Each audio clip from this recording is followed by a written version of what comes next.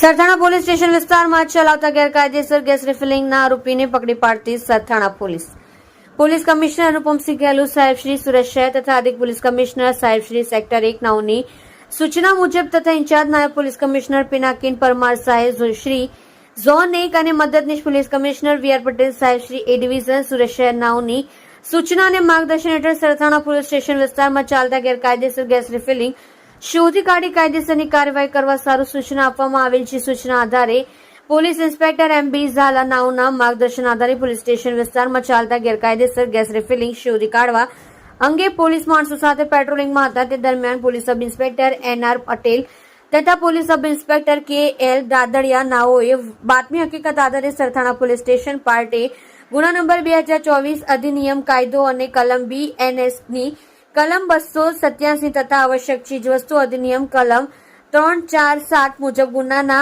આરોપી નામે હિમતા જેઠુમલ કીર ઉંમર વર્ષ 35 ધંધો વોટર સપ્લાયર રહેઠાણ 302 પ્રમોદભાઈના મકાનમાં વિપુલનગર લસકાણા સુરત મૂળ વતન સરદારગઢ તાલુકો આમેર જિલ્લો રાજસમંદ રાજસ્થાનને નાને પકડી પાડી આરોપી વિરુદ્ધ કાયદેસરની કાર્યવાહી કરવામાં આવેલ છે. જેમાં સરથાણા પોલીસ દ્વારા ખાલી ગેસના બાટલા નંગ 12 ગેસ ભરેલા બાટલા નંગ 6 ઇલેક્ટ્રિક વજન કાંટો નંગ 1 ગેસ રિફિલિંગ વાળી નળી નંગ 1 મુદ્દામાલ કબજે કરેલ છે. સત્ય માટે હંમેશા સત્યની સાથે જોડાઈ રહો. આર સુરત ન્યૂઝ ચેનલની સાથે.